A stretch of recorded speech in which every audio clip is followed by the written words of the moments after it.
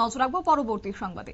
কংগ্রেসের দুই হেভিওয়েট নেতৃত্ব, একদিকে সোনিয়া গান্ধী, অন্যদিকে রাহুল গান্ধী, এই দুজনের বিরুদ্ধে এবার চার্জশিট পেশ করেছে ইডি এবং সেই সঙ্গে মিথ্যা ষড়যন্ত্রের প্রতিবাদ, এমনটাই অভিযোগ তুলছে কংগ্রেসের পক্ষ থেকে। অবশ্য আজকে তারা এই ষড়যন্ত্রের প্রতিবাদে সরব হয়েছে আমবাসা ব্লক কংগ্রেস।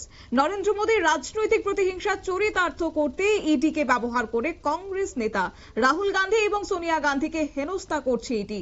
তারই প্রতিবাদ জানিয়ে আজ আমবাসা ব্লক কংগ্রেসের উদ্যোগে আমবাসা পোস্ট অফিসের সামনে বিক্ষোভ প্রদর্শন করেছে কংগ্রেস নেতৃত্বরা। কি বলছেন তারা, শুনুন।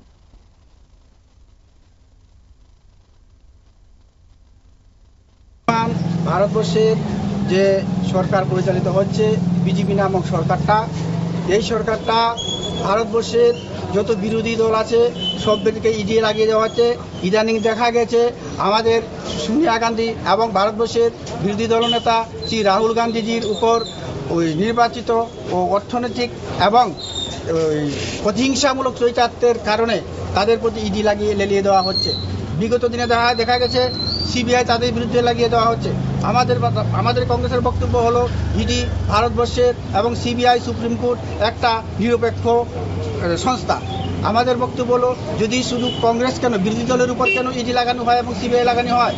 ভারতবর্ষের স্বরাষ্ট্রমন্ত্রী অমিত শাহজির পুত্র জয় শাহ কত টাকা কেলেঙ্কারি করেছে, তার বিরুদ্ধে ইডি হলো না কেন, তার বিরুদ্ধে সিবিআই হলো না কেন? এটা ভারতের জাতীয় কংগ্রেস জানতে চায়। তাই আমরা আজকে প্রদেশ কংগ্রেসের নির্দেশে প্রত্যেকটা জেলায় আমরা সেন্ট্রাল অফিসের সামনে আমরা এই বিক্ষোভ প্রদর্শন করছি। আমরা আগামী দিন যদি এই সোনিয়া গান্ধীজি এবং রাহুল গান্ধীজির উপর থেকে ইডির যে ষড়যন্ত্র করছে তা যদি উঠে না হয়, আগামী দিনে আমরা বৃহত্তর থেকে বৃহত্তর আন্দোলনে সংগঠিত করতে বাধ্য হব।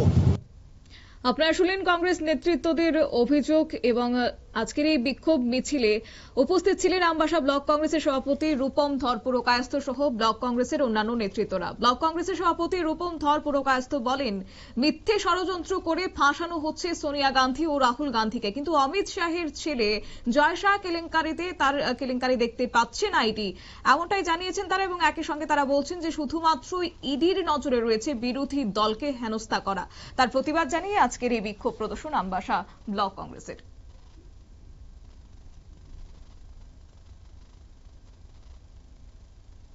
নিয়ে নিচ্ছে ছোট্ট একটি বিজ্ঞাপন বিরতি, সঙ্গে থাকুন।